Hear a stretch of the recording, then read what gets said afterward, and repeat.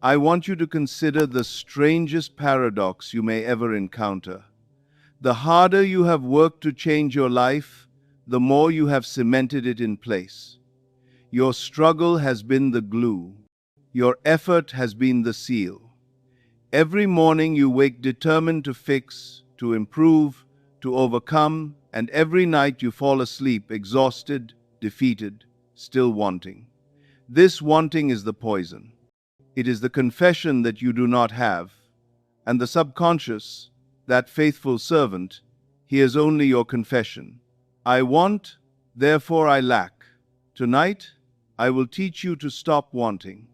I will teach you to have in the only place having begins. And paradoxically, only when you stop trying will your world begin to move. Now, I know this sounds strange to you. Everything you have been taught, everything society has drilled into your mind since childhood, tells you that effort is the key to success. Work harder, push more, never give up, keep striving. And so you have strived, you have pushed, you have worked until your body ached and your mind spun with exhaustion. And what has it gotten you? Perhaps momentary gains that slip through your fingers like sand. Perhaps brief victories followed by crushing defeats. Perhaps nothing at all, just the endless treadmill of effort without reward. I am not here to motivate you. I am not here to give you another technique to add to your collection of failed techniques. I am here to reveal to you a truth so fundamental, so earth-shattering, that once you truly understand it, you will never approach life the same way again.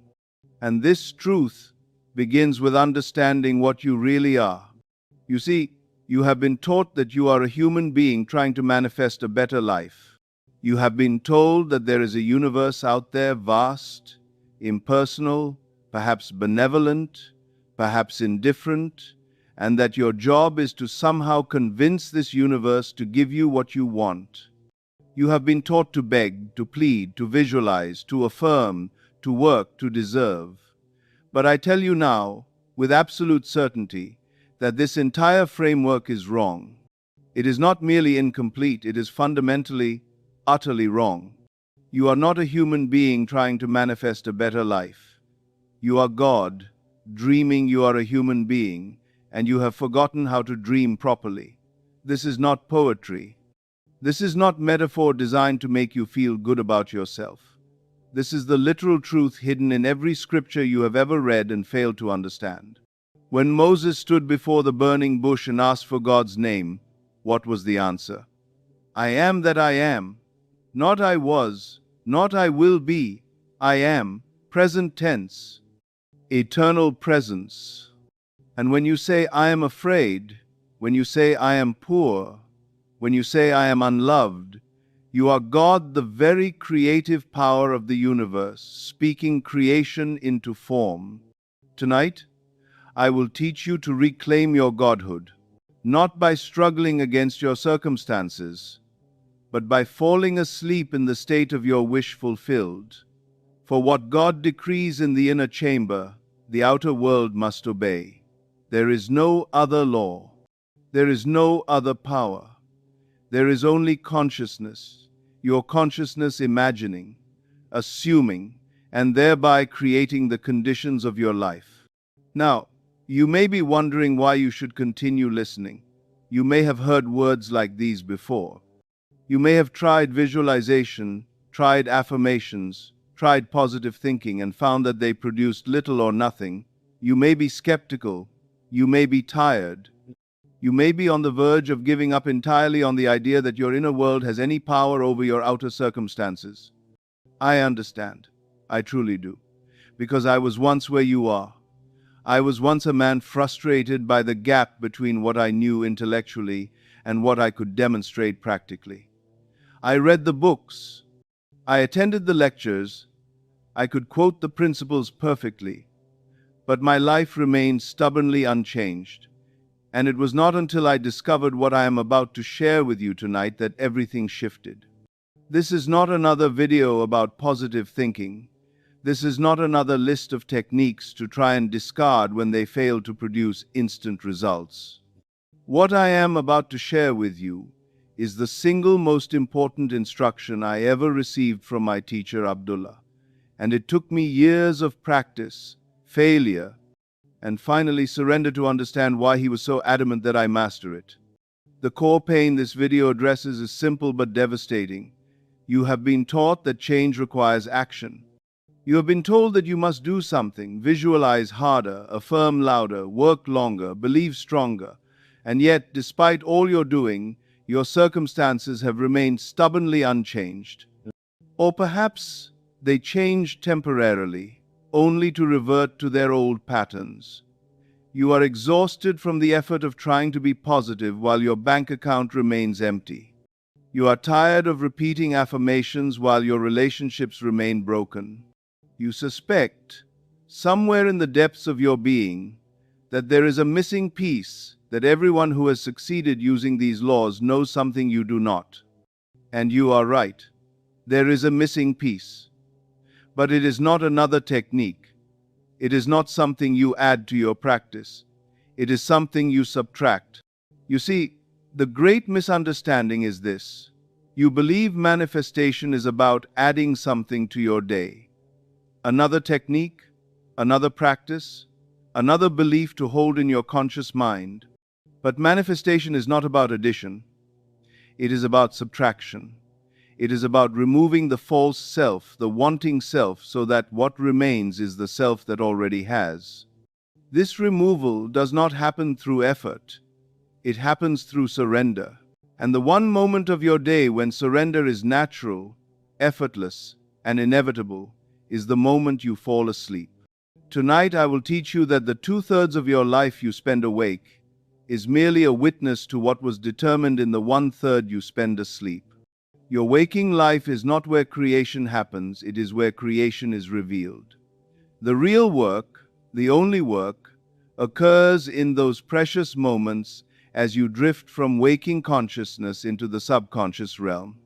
What you feel in that threshold state is not a wish, it is a command. It is not a hope, it is a decree. Master that threshold, and you master your world. There is a myth that holds millions in bondage. The myth that you must convince the universe of your worthiness, that you must prove yourself, that you must wait for external circumstances to validate your inner feeling. I tell you now, with absolute certainty, there is no universe outside of you watching, judging, deciding whether to grant your request. You are the universe. You are the operant power. The only one who needs convincing is yourself. And that convincing happens not through repetition, but through the feeling of already being convinced, the feeling you wear as you fall asleep. By the end of this video, you will understand why sleep is called the door into heaven. You will know why the Bible speaks of seeking your beloved by night on your bed. You will possess a practical method, not a vague instruction, but a specific technique that you can use tonight to plant a new seed in the garden of your subconscious. And if you practice what I teach faithfully, you will soon have your own testimony to share. For the law does not fail. It is you who fails to use the law correctly. Tonight, we correct that failure together. But before I give you the technique, you must understand why it works. And to understand why it works, you must first understand what you are, not what you think you are, not what the world has told you that you are, what you actually are. This is where most teachers fail you. They give you methods without meaning, techniques without truth. I will not make that mistake. First, we must descend into the depths. Let me tell you of a story in Scripture that is not a story of history, but a story of your own consciousness. It is the tale of the prophet Elijah and the widow's dead child. And until you understand this story as it was meant to be understood, not as biography but as psychology, you will continue to carry dead children in your own arms. The priesthoods of the world have forgotten that the Bibles are psychological dramas representing the consciousness of man. In their blind forgetfulness, they now teach their followers to worship its characters as men and women who actually lived in time and space. But the Bible was never intended to be read as literal history. It is a textbook of the soul, a manual of consciousness, a guide to the creative power that dwells within every human being. The widow in this story represents you, every man and woman who comes to me with desires that have died. She represents every person who once held a dream with such passion, such hope, such burning conviction, only to watch it grow cold and lifeless over time. The dead child represents your unfulfilled wish, that thing you once wanted so desperately that has now become a corpse of hope you still carry in your heart. Perhaps it is the dream of wealth that has died. Perhaps it is the dream of love. Perhaps it is the dream of health, or purpose, or creative expression. We all carry dead children. We all have wishes that once breathed and now lie still. And the prophet Elijah? He is not a man who lived thousands of years ago. He is the God power within you, your awareness of being, your I am, that creative force most of you do not even know exists within you. He is the part of you that can breathe life into anything, if only you knew how to access him. The scripture tells us that Elijah took the dead child from the widow's arms and carried him up to an upper room. Mark that detail carefully. An upper room.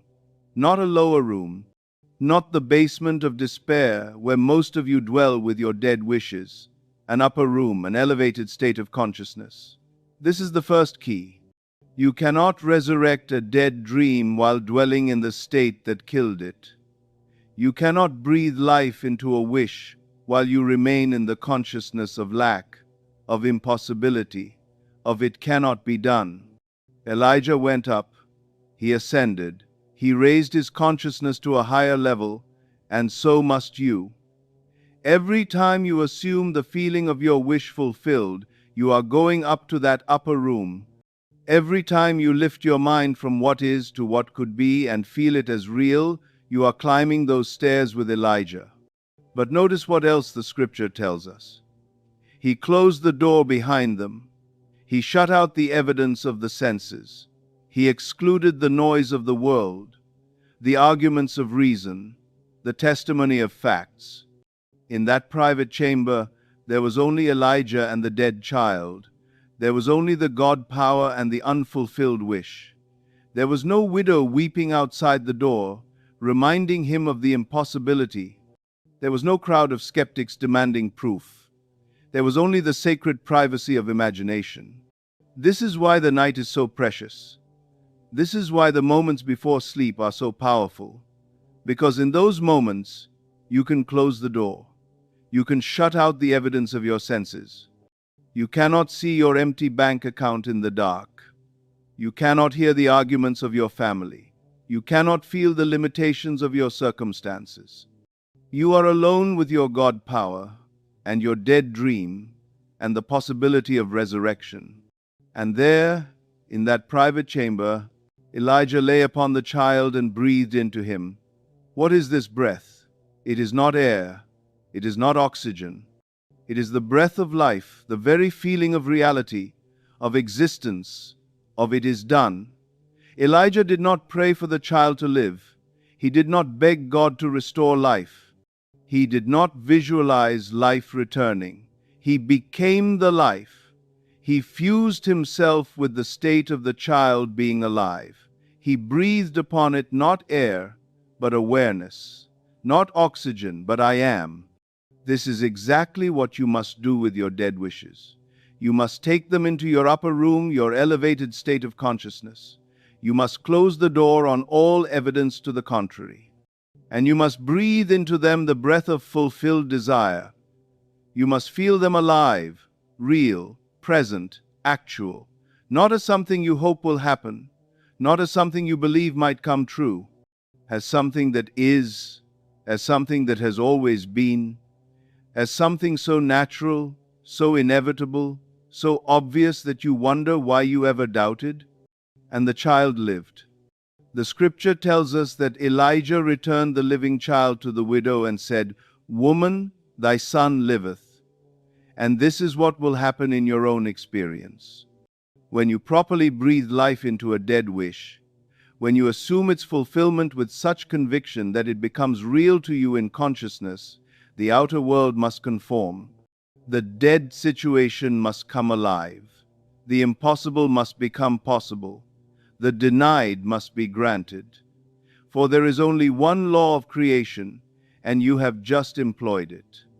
Every night, my friend, you carry dead children up to an upper room. You lie in your bed, which is your upper room, and you have the opportunity to breathe life into any desire. But most of you do not close the door. You bring the day's arguments into bed with you. You bring the widow's weeping, your worry, your doubt, your rehearsal of failure. You bring the evidence of your senses, the testimony of your circumstances, the memory of your limitations, and you wonder why your children remain dead. Tonight, I am going to teach you to close that door, to enter your upper room properly, to lay upon your dead desire and breathe into it the breath of I am until it quickens, until you feel it as alive as your own body feels alive to you now. This is not fantasy. This is not make-believe. This is the law of creation that operates whether you understand it or not. But how do you breathe life into something? How do you take something that exists only as a wish and make it feel as real as the chair you sit in? This is where understanding alone is not enough. This is where we must move from theory to practice, from knowing about the law to actually using it. Let me share with you a story from my own life, a story that changed everything for me and revealed the difference between thinking of something and thinking from something. In the winter of 1933, I found myself in New York City with no money and a great desire. I wanted to spend the winter in Barbados, the island of my birth, with my family. This was not a casual preference, not a wouldn't it be nice kind of wish. This was a burning need. I ached for the warmth of my homeland. I longed to see my family. I yearned to escape the cold gray streets of New York and walk again on the beaches where I had played as a child. But the facts were against me. Completely, utterly, overwhelmingly against me. I had no money for a steamship ticket. I had no savings to draw upon. I had no wealthy friends who might lend me the fare. I had every reason in the world to accept that this desire would remain unfulfilled, that it would join the long list of things I wanted but could never have. I went to my teacher, Abdullah.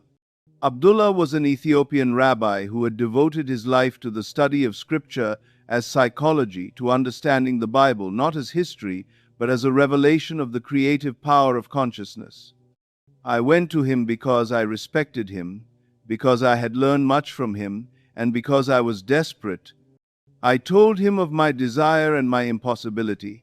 I laid out all the facts. I explained my financial situation. I presented my case like a lawyer arguing before a judge. And when I had finished, I expected sympathy. I expected understanding. I expected perhaps some advice on how to save money or find work that might someday allow me to afford the trip. Instead, Abdullah looked at me with those penetrating eyes of his eyes that seemed to see right through the surface of things into their essence, and he said something that changed my life forever. He said, "You are in Barbados." I was stunned. I thought perhaps he had misunderstood me, so I clarified. I said, "No, you don't understand. I am here in New York. I have no ticket. I have no money. I cannot go to Barbados." And he said again, with perfect calm and absolute certainty, "You are in Barbados." Now I was frustrated. I argued with him. I presented my facts again, more forcefully this time. I showed him my empty pockets. I explained the cost of passage. I described all the reasons why what he was saying was impossible, ridiculous, divorced from reality. And he said, for the third time, not with irritation, but with the certainty of one who sees what others cannot, "You are in Barbados." Then he turned away from me, and I knew the conversation was over. That night, I lay in my bed in New York, still frustrated, still confused, still not understanding what Abdullah meant. How could I be in Barbados when I was clearly, obviously, undeniably in New York. Was he speaking in riddles? Was he testing me? Was he simply wrong? But something in his certainty would not let me dismiss what he said. Something in the way he looked at me told me that he knew something I did not. And so, with nothing to lose and no better ideas, I decided to try. I did not try to visualize getting a ticket.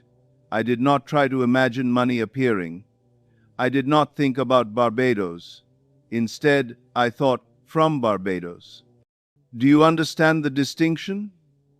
This is perhaps the most important thing I will ever teach you, so let me be very clear. When you think of something, you see it as separate from yourself. You are here, in your present circumstances, and it is there, somewhere in the distance, in the future, in the realm of possibility. You are the observer, looking at your desire from outside it. This very act of observation, this very sense of distance, is a confession that you do not have it.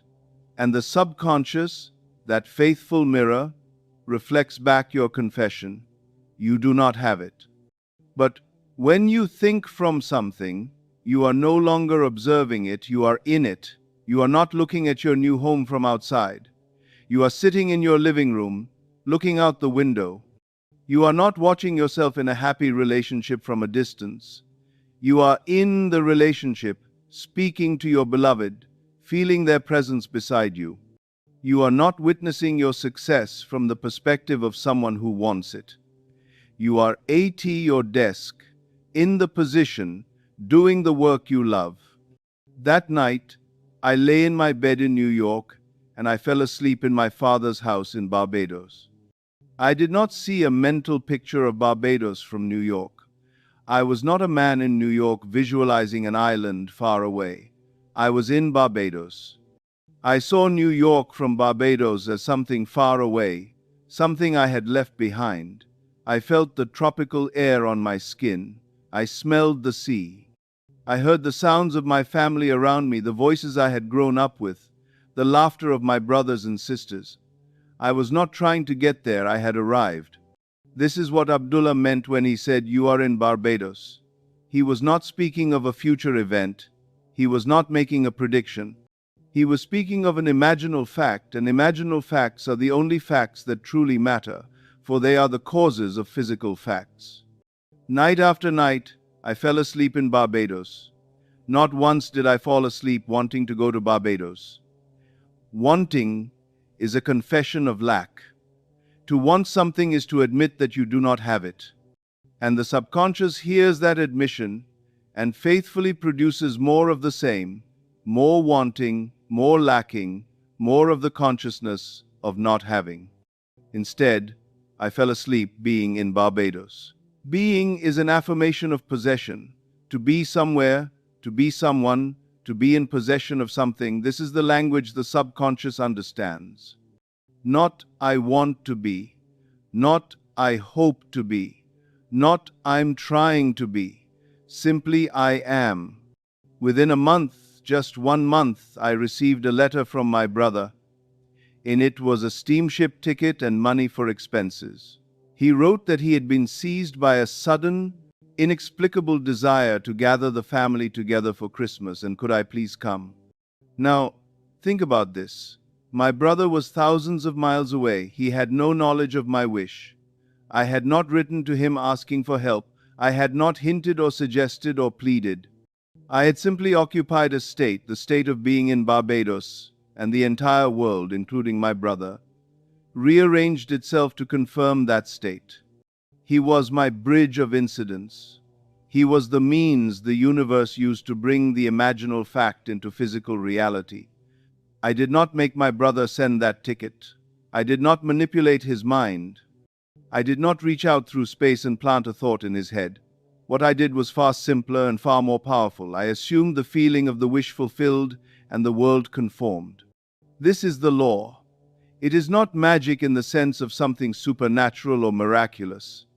It is the natural operation of consciousness. It is how creation works. And it works whether you use it deliberately or whether you use it by default, by falling asleep in the state of your fears, your worries, Your sense of lack? I sailed 2 days after I received my brother's letter and spent a wonderful winter in Barbados. But more than the trip itself, what I gained was understanding. I understood, for the first time, that my circumstances are not my destiny. I understood that the world I experience is a reflection of the state I occupy. I understood that I can no longer excuse myself by placing the blame on external things, that my good and my evil have no dependency except from myself, from the state in which I dwell. Now, you may hear this story and think, that is wonderful, but traveling to Barbados is one thing. What about more serious matters? What about health? What about situations that doctors have declared hopeless? What about circumstances that seem truly permanently impossible? Let me tell you then, of a man who was told he had 3 months to live. I was lecturing in the tropics when a father came to me, his face heavy with grief.